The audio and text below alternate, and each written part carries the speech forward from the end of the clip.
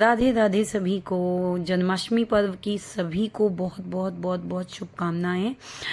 ये मैंने जो वीडियो बनाई है ये मेरे कान्हा जी को स्नान करते हुए वीडियो बनाई है और आप लोग वीडियो में ये सब देख ही रहे होंगे। अब की बार मैं उतना अच्छे से नहीं कर पाई जितना कि मैं हमेशा करती हूँ।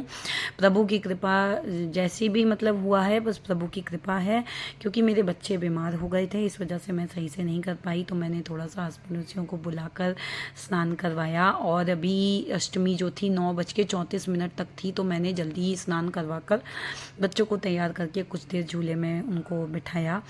और मैं वैसे तो कहते हैं कि छठी तक झूले में बिठाते हैं, बट मैं बच्चों को झूले में दिन में तो भले ही बिठा लूँ, लेकिन रात में मैं उतार के उनको कपड़े वपड़े उनके सही से उतार के उनको सुला देती हूँ।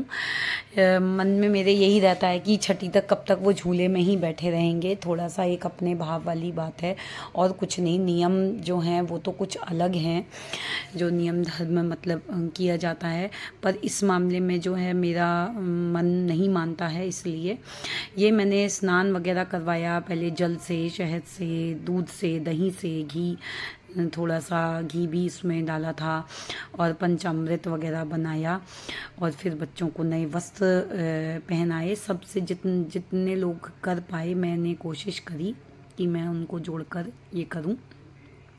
जन्माष्टमी वैसे भी बहुत मतलब स्पेशल है मेरे लिए, सभी के लिए होता है, मेरे लिए भी है। और मैं इसमें काम में काफ़ी जुड़ी रही, बड़ी मुश्किलों से अपने भौतिक बच्चों को दवाई वगैरह देकर थोड़ा बहुत सही किया और जितना तैयारी हो पाई प्रभु की कृपा से वो करी।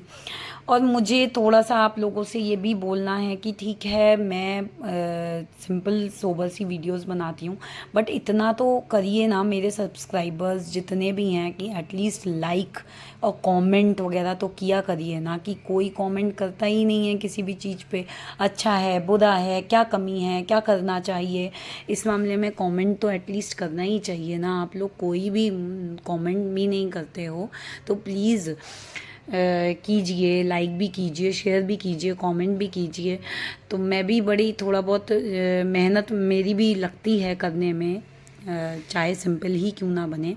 ये हमने फल मतलब जाली में रखकर स्नान करवाया, फिर उसके बाद फूलों से, फिर उसके बाद हमने आरती उतारी उनकी, उसके बाद उनको फिर से जल से स्नान करा कर उसके बाद हम लोगों ने फिर उनको तैयार किया, कपड़े वगैरह नए पहना कर। फिर उसके बाद दोबारा जब हमने झूले में बिठाया उसके बाद फिर हमने आरती करी सबके साथ मिलकर, फिर भोग लगाया, झूला झुलाया। ये सब चीज़ छोटी छोटी ही हम लोगों ने करी और जैसे हो सका जितना हो सका मैं कर पाई।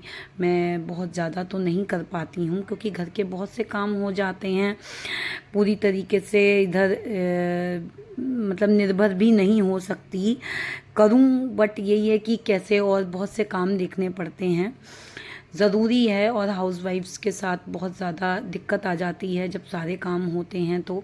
और कुछ अभी मेरा जो था जॉब वगैरह भी वृंदावन में हो गया था, टीचिंग जॉब करने लग गई थी, बट 1 मंथ ही कर पाई कि मेरा जो है मेरी सासू माँ को थोड़ा सा चोट वगैरह कमर में प्रॉब्लम हो गई, स्लिप जैसे हो गई थी वो मतलब स्टेज से, तो उनको बहुत दिक्कत आ गई थी। तो फिर मुझे वापस छोड़कर जॉब आना पड़ा और मेरे बच्चे भी काफ़ी परेशान हो रहे थे, कभी बीमार हो रहे हैं, उनका रूटीन ख़राब हो गया था। हालांकि दादा रानी की ने तो कृपा करी थी मेरे ऊपर और उन्होंने मुझे जॉब भी दिलवाई और मुझे ट्यूशन्स भी बहुत ढेर सारी दिलवा दी थी।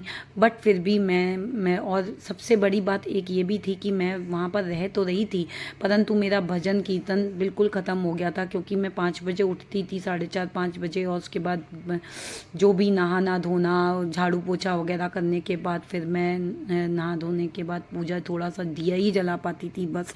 और उसके बाद मैं 7 बजे स्कूल चली जाती थी। स्कूल 2:30 बजे मेरा छूटता था। स्कूल में भी इतना काम हो जाता है ना कि वो चाय ढंग से नहीं पीने देते, ना आपको खाना नहीं खाने देते।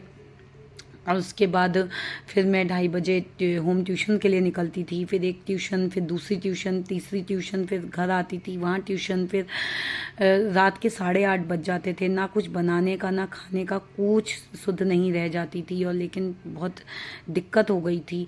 इसलिए भी ये सोचा कि आऊँ, बट यहाँ पर मैंने भी जो है अभी कुछ कर नहीं रही हूँ, क्योंकि यही है कि जब घर में कोई दिक्कत आती है तो आपको सब कुछ देखना पड़ता है।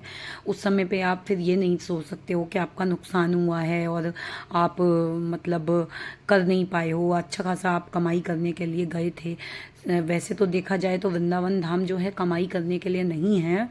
वहाँ पर मेरी यही एक आग्रह भी कहूँगी कि लोगों ने इतना ज़्यादा गंदगी मचा दी है। सबको वृंदावन धाम चाहिए, मुझे भी चाहिए है, लेकिन फिर एक चीज़ मेरे मन में आई रहते रहते वहाँ पर कि हमको ये सोचना चाहिए कि जैसे जो भी हम कूड़ा फेंकते हैं इस्तेमाल करने के बाद, आप कहेंगे ये तो बहुत आम है, कूड़ा तो फेंकते ही हैं, तो हम ये सोचें कि वहाँ पे श्री जी और लाल जी वहाँ पर घूमेंगे तो उनको कैसा लगेगा, गंदगी में वो कैसे रहेंगे।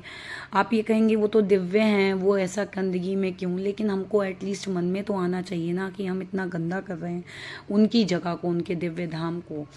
ये देखिए हम लोगों ने छोटा सा झूला जो भी हर बार करते हैं थोड़ा सा तैयार किया और झूला झुलाया, आरती करी सबके साथ मिलकर।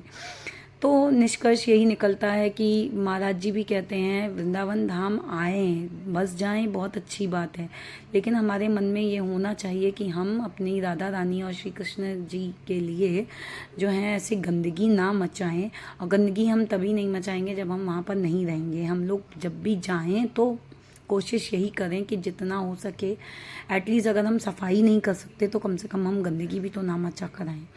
और भजन करना बहुत ज़रूरी है वृंदावन धाम में, लेकिन मेरा भजन नहीं हो रहा था। मैं भगवान से पूरी तरीके से दूर हो चुकी थी, ना मेरे भावों में भगवान रह गए थे, बिल्कुल नहीं। अब आप ये भी सोचोगे कि वृंदावन धाम में रहकर भाव कैसे नहीं, जब आप भौतिक कार्य में कहीं पर भी लुप्त मतलब हो जाएंगे, मतलब आप इतने बिजी हो जाएंगे भौतिक कार्य में, तो प्रभु की ऐसा नहीं है कि कृपा नहीं है, भौतिक तरीके से कृपा है, पर भाव में प्रभु नहीं आते हैं।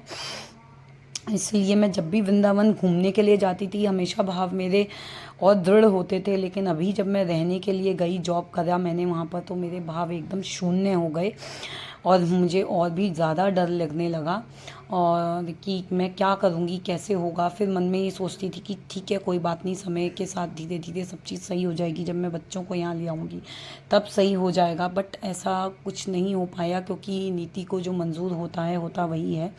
तो मुझे यहाँ पर आना पड़ गया और मैं अब यहाँ पर जैसे भी जो भी अपने घर का कार्य देख रही हूँ, मम्मी के साथ जो भी मतलब घर में घर वालों को देख रही हूँ, सबको देख रही हूँ, तो बहुत सी चीज़ें होती हैं। अब मैं तो ये कहती हूँ कि उन्होंने मुझे 1 मंथ दिया, यही बहुत बड़ी बात है। हालांकि मेरी सैलरी वगैरह नहीं मिल पाई, क्योंकि 1 मंथ में भी 5 दिन कुछ कम हो गए थे। तो देखते हैं जो भी होगा, कुछ नहीं पता, वो तो आगे प्रिया जी की लाल जी की जो भी कृपा रहेगी।